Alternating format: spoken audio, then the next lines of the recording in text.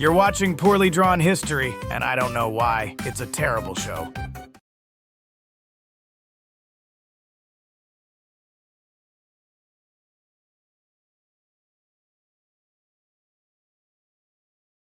In January of 532 AD, the greatest city in the world burned to the ground. A third of Constantinople was destroyed. Over 30,000 people were massacred in a single afternoon. Priceless works of art lost forever. And it all started because two guys refused to die. So the Roman Empire fell in 476 AD, except it didn't. See, only the western half fell. The eastern half just kept going. Like that one guy at the party who refuses to leave even after the lights come on and someone's vacuuming around him. The Eastern Roman Empire, which historians call the Byzantine Empire, even though the Byzantines would have absolutely hated that name. Wait, they didn't call themselves Byzantines? No, they called themselves Romans. Calling them Byzantine is like calling Americans Colombians 1,000 years from now. Actually, that sounds about right. Anyway, the capital of this totally still Roman Empire was Constantinople, modern-day Istanbul, and in the year 532, it was the largest, richest, most powerful city on earth. Population, 500,000. Protected by walls so thick that nobody had breached them in 1,000 years. And ruling over all of it was a man named Justinian. And Justinian's origin story is absolutely wild. He was born a peasant in what is now North Macedonia. His uncle Justin was also a peasant who walked to Constantinople as a teenager with literally nothing, joined the army, and through a combination of talent, luck, and shameless bribery, somehow became emperor. Hold on, a pig farmer became emperor of Rome? An illiterate pig farmer. The man couldn't read or write. He had a special wooden stencil with his name cut out so he could trace his signature on official documents. That's the most beautiful thing I've ever heard. Justin brought his nephew Justinian to Constantinople, gave him the fancy education he never had, and when Justin died in 527, Justinian took the throne. The peasant's nephew was now the most powerful man in the world, and that was a terrible idea. Now, to understand what's about to go horribly wrong, you need to understand one thing about Constantinople: the chariot races. The Hippodrome was the center of everything.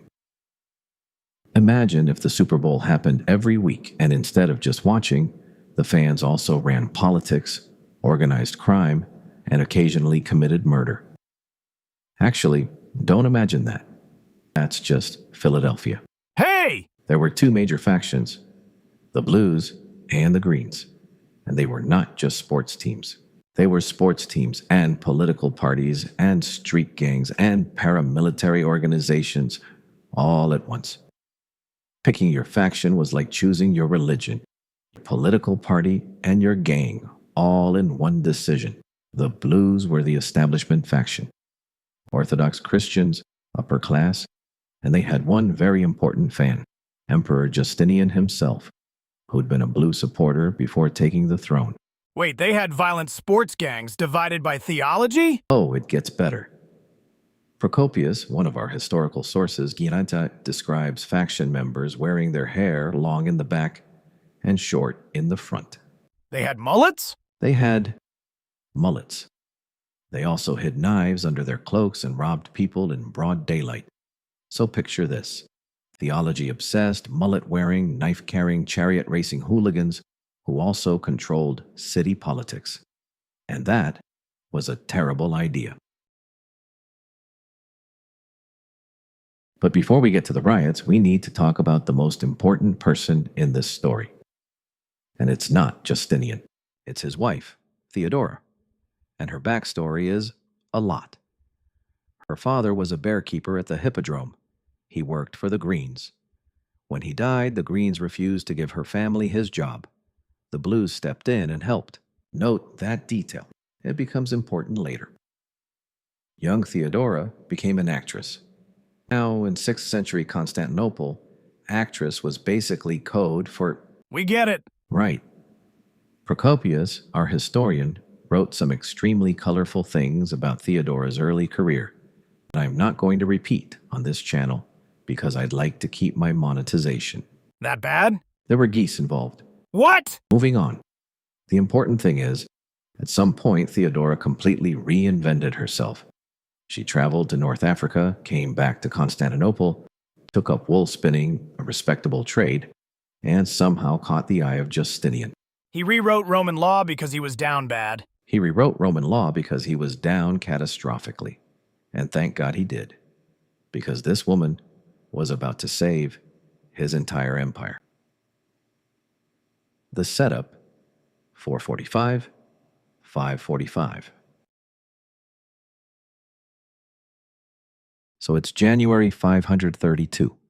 Justinian has been emperor for about 5 years, and people are not happy. Justinian had 3 officials who were universally despised.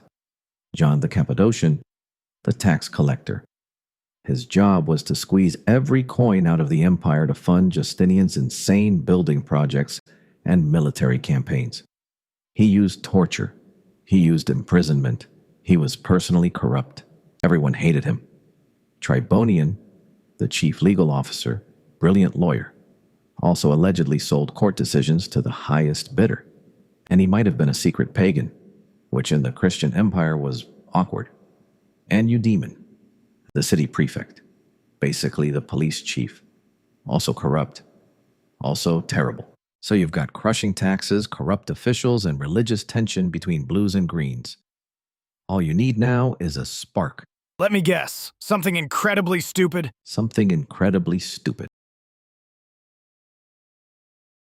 In early January, the authorities arrested several faction members, both blues and greens, for murder. Standard stuff. 7 of them were sentenced to death. The executions proceeded. 5 went as planned. But for the last 2, 1 blue, 1 green, the scaffold broke. They survived. The rope snapped, the mechanism failed, and they hit the ground alive. Twice. 2 separate failed executions. Once is a malfunction, twice is divine intervention. That's exactly what the crowd thought. Monks from a nearby monastery rushed in, grabbed the 2 survivors, threw them in a boat, and rowed them to a church where they claimed sanctuary. Oh no! Oh yes, both factions wanted their guy freed, and suddenly they weren't fighting each other anymore. They were both furious at the government, and that was a terrible idea. January 13th, race day at the Hippodrome. Both factions showed up, but instead of cheering for their charioteers, they started chanting at Emperor Justinian, who was watching from his royal box. "Free the prisoners! Free the prisoners!" Justinian ignored them. Bad move. By race 22, the chanting changed. The blues stopped shouting blue, the greens stopped shouting green. Together, in unison, they began screaming one word. What does that mean? It means conquer, or victory. It's the same Greek root as Nike, yes, like the shoes.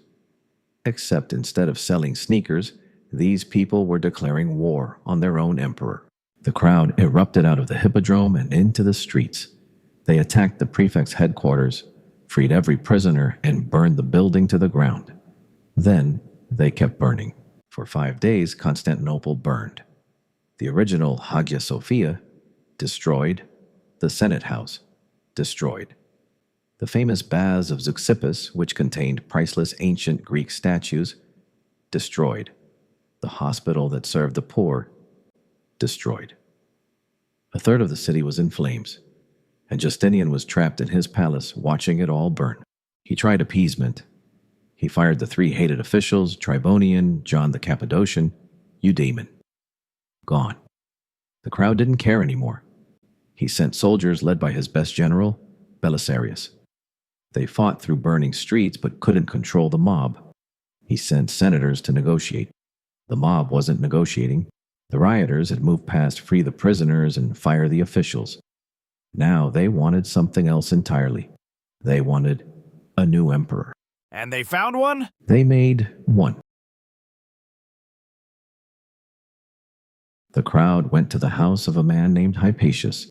He was the nephew of the previous emperor, which made him a plausible replacement. And he wanted absolutely no part of this. Don't go with them! They'll kill you! She was right, but the mob physically dragged him out of his house, hauled him to the Forum of Constantine, and crowned him emperor. With a real crown? With a golden chain. They didn't have a real crown, so they improvised. Imagine being crowned with costume jewelry by an angry mob who will definitely get you killed. That's Hypatius's Monday. They brought him to the Hippodrome and sat him in the emperor's seat. 30,000 people packed the stadium, cheering for their new ruler. Meanwhile, in the palace, Justinian was packing his bags. Theodora's speech, 9:15, January 18th, the 6th day. In the imperial palace, the inner circle was debating one question. Do we run? Ships were ready. They could sail across the Sea of Marmara and regroup somewhere safe. Half the advisors were saying, let's go. Justinian was leaning toward the exit. And then Theodora spoke. According to Procopius, who claims he was in the room, she said, If you wish to save yourself, Emperor, there is no difficulty. We have money, there is the sea, there are the boats. But consider whether, after you have been saved, you would not gladly trade that safety for death.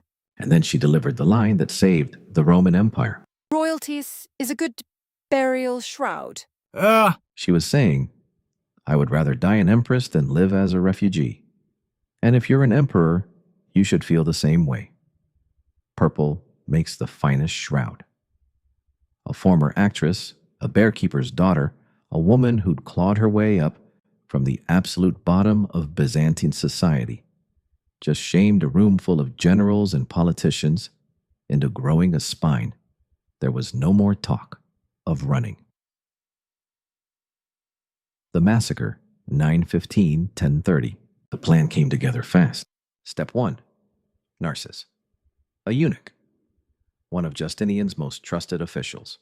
He took a massive bag of gold and walked into the Hippodrome, into a crowd of 30,000 people who wanted his boss dead.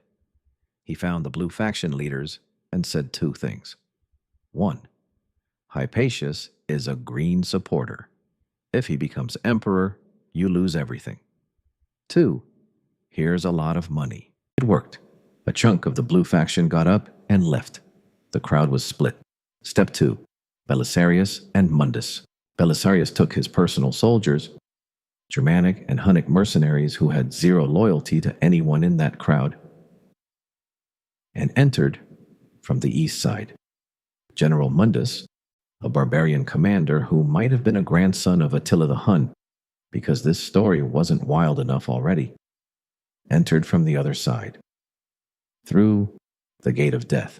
The what? The Necra, the gate they carried dead charioteers through. Mundus's soldiers entered through the gate of the dead to create a lot more of them. And then they started killing. 30,000 people, mostly unarmed civilians, trapped in a stadium with professional soldiers. It wasn't a battle, it was a slaughter. The Hippodrome became a killing floor. By the end, Procopius says more than 30,000 people were dead. Other sources put it at 35,000. Even if those numbers are exaggerated, and ancient historians love to exaggerate, it was one of the largest single massacres in ancient or medieval history. Hypatius was dragged before Justinian. He begged for his life.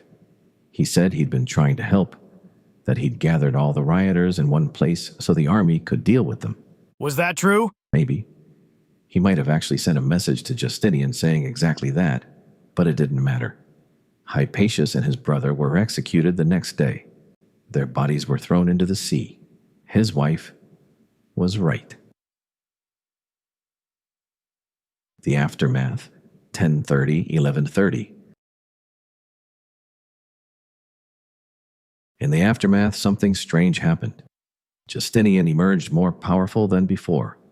The riots had killed his political opponents, broken the factions forever, and given him a blank canvas. And on that blank canvas, he built a masterpiece. The new Hagia Sophia, designed not by architects but by mathematicians, was completed in just 5 years. Its dome, 802 feet across and pristine, seemed to float on a ring of light. It was the largest cathedral in the world and would hold that title for nearly 1,000 years. At the dedication, Justinian supposedly looked up at what he'd built and said, "Solomon, I have surpassed thee." He compared himself to King Solomon, and honestly, he might have been right. The Corpus Juris Civilis, his codification of all Roman law, was completed shortly after. It became the foundation of Western law. Every legal system in Europe traces back to this one document, commissioned by a peasant's nephew. Belisarius went on to reconquer North Africa and most of Italy. Theodora continued to champion women's rights and co-rule the empire. The factions never recovered. They went back to being sports fans, never political forces again. All because 30,000 people died in a Chariot stadium. And that was a terrible idea. The hanging thread. 11:30 at 12. Hey, can I say one thing? You're going to say it anyway. So, Justinian was losing. The city was burning. His political enemies were all gathered in one building. And then he massacred them all and used the burnt city as an excuse to rebuild everything grander than before. He came out more powerful, with all his enemies dead, and built the greatest building the ancient world had ever seen. What if that was the plan the whole time? Gus, that's... He sent Hypatius out of the palace before the mob grabbed him. Why would you send your rival's nephew out of the safe zone and into the mob, unless you wanted them to crown him? Unless you wanted all your enemies in one place? Just saying. That's... Actually, some historians have wondered the same thing. Thank you. But there's no evidence. It's just a coincidence that the most convenient possible outcome for Justinian is exactly what happened. Coincidence, sure. Anyway, that's the story of the Nika Riots. 30,000 dead, a third of a city destroyed, an empire saved by a bearkeeper's daughter, and the most beautiful building in the world, born from the ashes. All because 2 guys wouldn't stay dead. I'm Channel Name, and this has been Poorly Drawn History. The Templars were behind it. Good night, Gus.